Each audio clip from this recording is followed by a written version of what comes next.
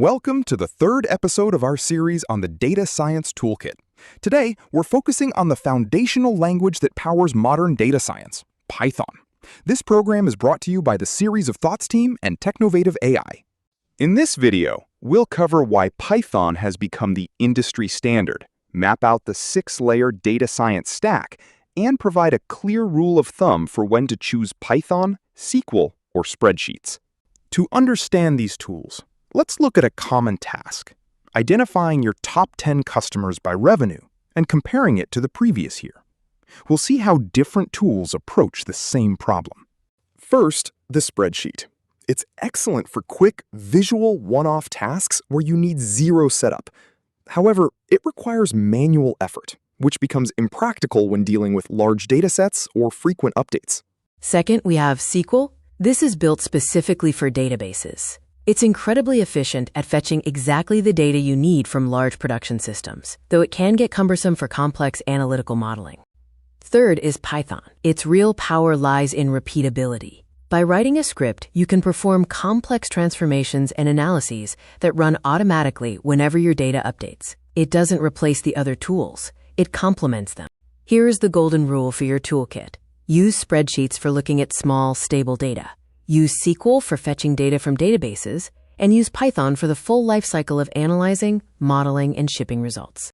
Why did Python win in data science? It comes down to 3 practical factors: its readability, its vast ecosystem of libraries, and its massive collaborative community. Python's readability is a superpower. Because code reads like plain English, debugging, collaboration, and maintaining your work months later becomes significantly easier. The ecosystem is another major advantage. Python libraries represent decades of shared engineering work. Whether you're cleaning data or building neural networks, there is likely already a library that handles the heavy lifting for you. Finally, the community. Because Python has the largest data science community, solutions to errors and extensive documentation are easily found online, making both learning and daily work smoother. To be honest, Python isn't the fastest or the best at any single thing, but it is the premier meeting point. It combines capability and community to support the entire analytical workflow better than any other language. With that understanding, let's move to our stack tour, exploring the 6 layers that define the Python data science journey. This stack map shows how each layer, from core Python to Hugging Face, builds upon the previous one to unlock new capabilities in your workflow. At the base is core Python. Before using any library, you must master the fundamentals: data representation, logic decisions, loops, and functions. This language is the foundation for everything you will build next. Next, we move to NumPy. This library enables math at scale. While core Python might require a slow loop to process millions of items, NumPy introduces arrays that perform these operations on the entire collection at once. Once your data is handled efficiently, you need to structure it. That's where Pandas comes in. It provides the data frame, a powerful labeled structure for filtering, cleaning, and reshaping your real-world data. Building upon Pandas, we arrive at scikit-learn, your classical machine learning toolbox. It offers a consistent interface for dozens of algorithms, from linear regression to decision trees, allowing you to learn one pattern to use for almost every model. Beyond classical ML lies PyTorch. This is where you build modern neural networks. PyTorch gives you lower-level control to define complex architectures, requiring more responsibility but offering immense flexibility for deep learning. Finally, we have Hugging Face, the frontier of applied AI. Rather than training models from scratch, you can leverage pre-trained models and fine-tune them for your specific tasks, skipping months of work and millions in compute costs. The order of this stack is intentional. Every tool automates a task you have already performed by hand. This ensures that when the automation takes over, you truly understand what is happening under the hood. This progressive design means you aren't just learning 6 separate tools. You are mastering a single, increasingly powerful system where each layer builds naturally on the last. Now let's talk about balance. A key part of thinking like a data scientist is knowing when not to reach for Python. Python is powerful, but it isn't always the right tool for every single situation.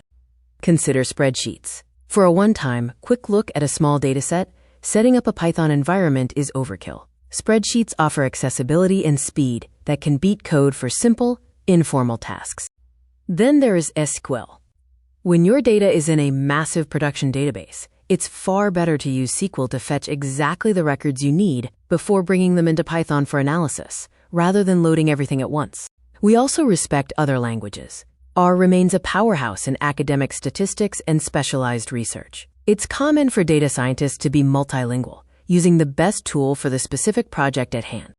Our focus on Python isn't about exclusive loyalty. It's about providing the best starting point for a versatile career. We use the right tools for the right stage: spreadsheets for looking, SQL for fetching, and Python for everything else.